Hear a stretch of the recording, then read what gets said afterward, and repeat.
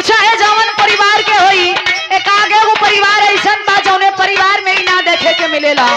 लेकिन हम बताई अगर गांव में 100% घर आ तो 99% घर में इस समस्या के लोग झेलत हुआ। कोनो देवरान और जेठानी के बात है। जेठान और देवरान बड़ी खूबसूरत रहे। जेठनिया मास्टराइन और देवरान बेचारी बेरोजगार रहल। ओकर मर्द किसान रहे, जेठानी के मर्द मास्टर रहे। दोनों जन एक दिन बहस हो गई। देवरनिया जाके अपने मर्दा से कहा तो कि का हो तोरे खाने में तेल डाले के परी का। मर्दा कैसे कहा भइल रे पगली काहे खिसियाइल है। कहे सुना भमसी बर्दाश्त तोहर भौजी आजकल रंग झाड़ के चलत है और तोके ना लौकता। तोहर कमाई सगरो किसानी में जाता, घर में भैया के मालिक बनौले हुआ नहीं समझे में बता बंटवारा चाहिए। मर्दा समझावत किनारे पगली भाई हमन ना वो हमार भाई हमार भौजाई है, जाए दे होके दे। अच्छा एक बात हम बताई ला परिवार में अगर भाई भाई में प्रेम है तो परिवार में अलगौजी कबो ना होई। मेहरारू केतनो लड़े आपस में, अगर मर्द सही हो तो परिवार के विकास केहू ना रोक पाई। ये हम गारंटी से कह सकत बानी। लेकिन वो दुल्ही कहत रही का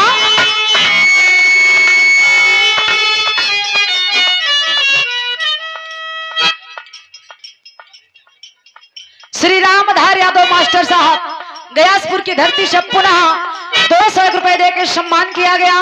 और परम आदरणीय परम सम्मानी श्री क्या नाम बताएं, श्री राधे श्याम यादव गयासपुर की धरती से बाबूजी के द्वारा शानदार 201 रुपए देकर सम्मान किया गया। चरणों में प्रणाम आशीर्वाद के चाह रहे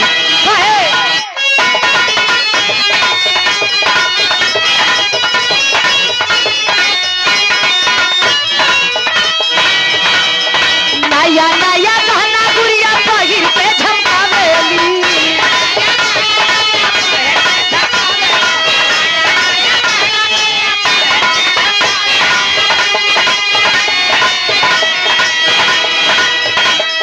नया नया गहना गुड़िया पहिर के झमकावेली। जेठनिया ये सैया, अरे जेठनिया ये सैया, ऊपर से मेकअप करावेली। जेठनिया ये सैया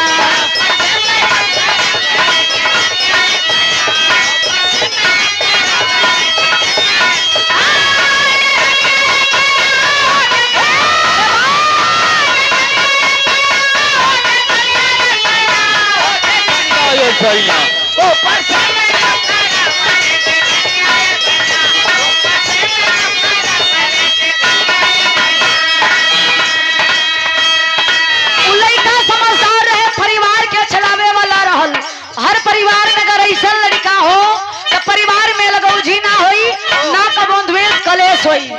बारे पर समझदारी उलैका समझावत अपने मेहरारू के कहे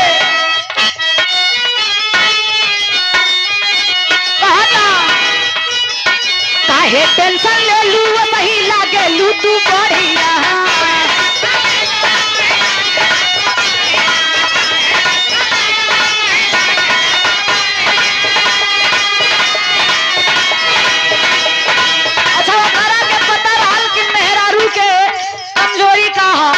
दुल्हन के तनोरी सियाई रह जाके मर्द अगर मना दे कह दे कि हे रानी आज तू बड़ी खूबसूरत लागत बड़ू। मेहरारू के गुस्सा छोड़ भर में खत्म। अब मर्दा के पता बा कर गुस्सा शांत कैसे हुई उ मना बता।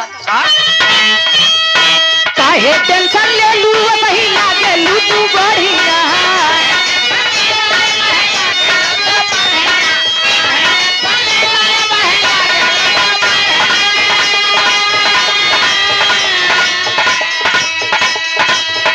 टेंशन ले लू वही लागे लू तू बढ़िया। लियाई बरनिया, अरे लियाई बरनिया, अब की सूरत वाली सड़िया। लियाई बरनिया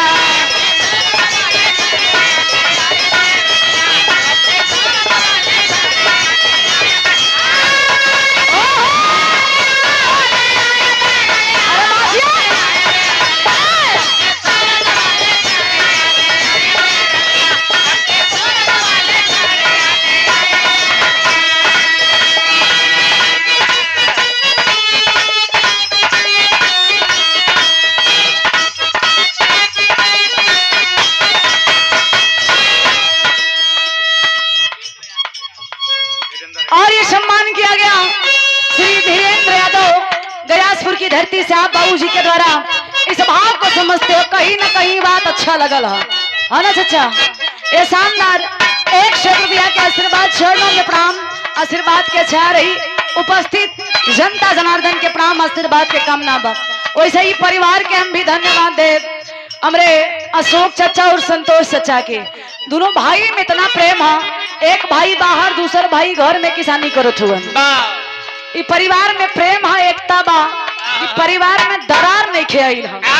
हर परिवार अगर ऐसे हुई तो समाज के विकास जरूर होगी।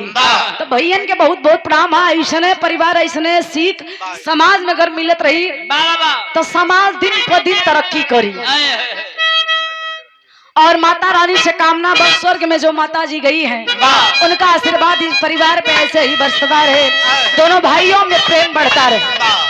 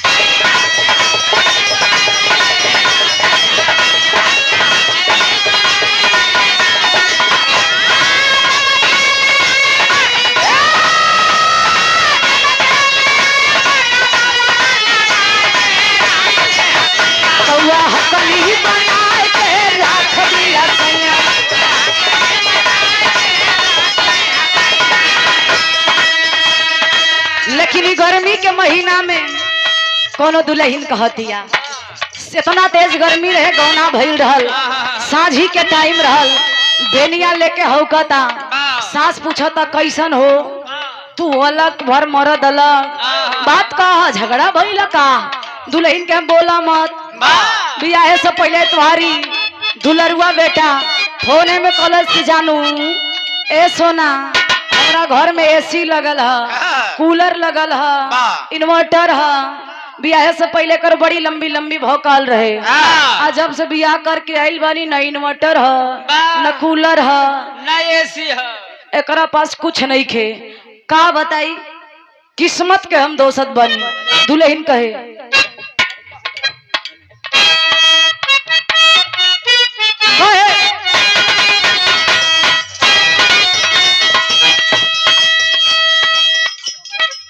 परम पूजनीय परम आदरणीय श्री अशोक यादव, आप गार्जियन के द्वारा 201 रुपए का आशीर्वाद, चरणों में प्रणाम आशीर्वाद के कामना है।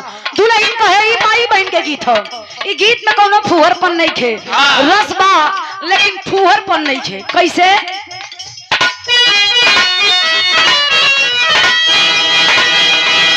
रतिया घोले गरमिया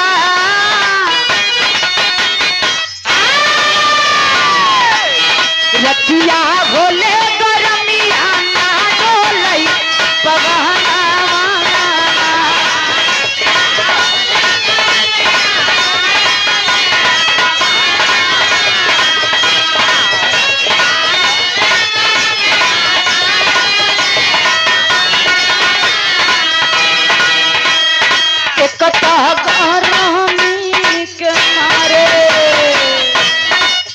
दुल्हन एकदम खिसिया गई है, पसीना चुहता।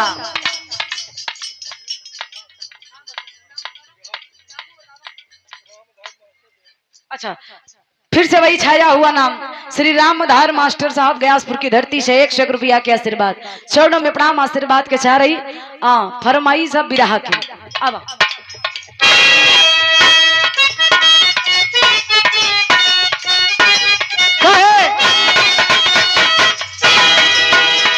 एकटा गरमी के मारे सैया सुतले ओ सारे,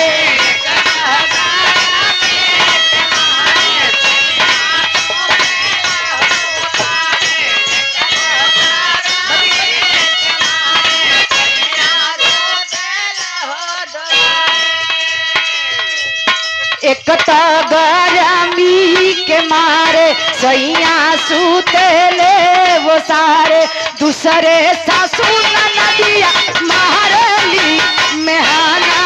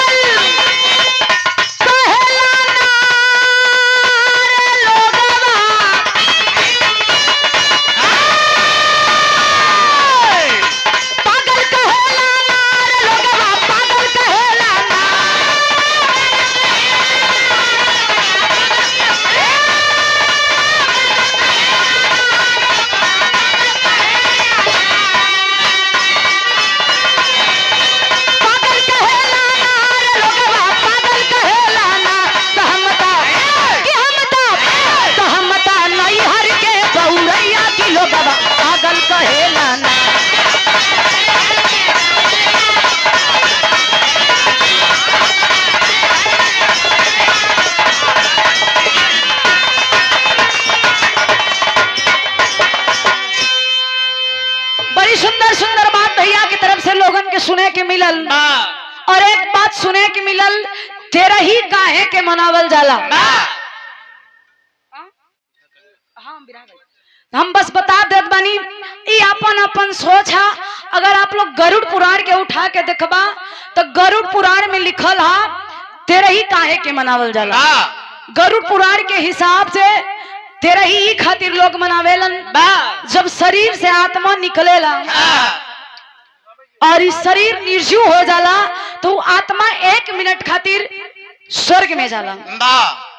लोगन के मान्यता भी गरुड़ पुराण के हिसाब से वहां से आवेला तो वो प्रयास बार बार करेला कि शरीरिया में हम फिर से चल जाइए। जब तक शरीर के अग्नि नहीं दिहल जात तब तक वो आत्मा के प्रयास जारी रहेला कि शरीर में हम प्रवेश कर जाइए। और जब अग्नि देवल जाला तो लोग लौट के चल आवेलन तो वो आत्मा भी साथे लौट के अपने परिवार में आवेला। ओके लगेला कि देखी हमार परिवार में हमारा के सबसे ज्यादा के मानत है। आत्मा के माया तब तक नहीं छूटत जब तक वो परिवार में कोई सदस्य ओकरा के याद करत रही। 13 दिन तक आत्मा वही परिवार में रहेला। और गरुड़ पुराण में एक चीज और लिखल है कि जब लोग पिंडदान करेलन वही पिंडदान के शक्ति से आत्मा स्वर्ग में जाएगी 13 दिन के बाद। ये गरुड़ पुराण के हिसाब से बा। लेकिन हमार मानल है 13 ही खातिर मनावल जाला हमारे हिसाब से। हई हमार विचार बा, आप लोग तनी से विचार करी।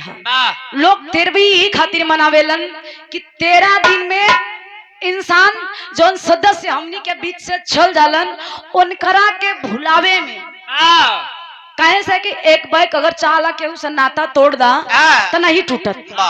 अपन माई है, अपन पिता है, परिवार में अगर केहू के मृत्यु होला तो अगर झटका में चाह के एक दिन उनका भुला जा भैया ना हो सकेला, केहू के बस के बात नहीं खे। ये खातिर हमारे हिसाब से समाज में रीति बनाई गई है इस शुद्ध 13 ही लोग ई खातिर करेलन कि यही में इंसान भूल जाए। नात रिश्तेदार के न्योता देवे के बा, भोजन बनवावे के बा, ई काम करे के बा, ऊ काम करे के बा, लोग यही में भूल जालन तो तनी शंकर दुख भी हल्का हो जाला। अब एक ही उनके लेके पड़ रही है कि हमार बाबू चल गए कुछ ना करब तो इंसान धीरे धीरे शारीरिक रूप से कमजोर हो जाता है, मानसिक रूप से।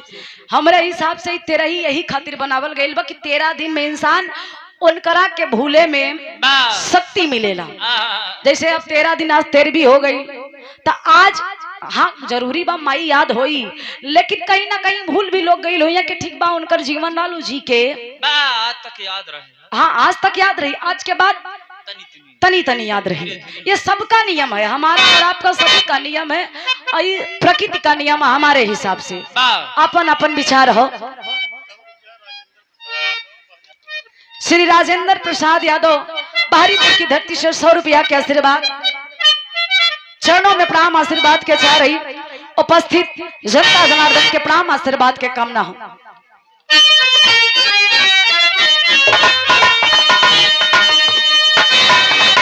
और फरमा अच्छा आप लोगों के आदेश में बिरहा सुना दे, बिरहा गई ठीक बा। एक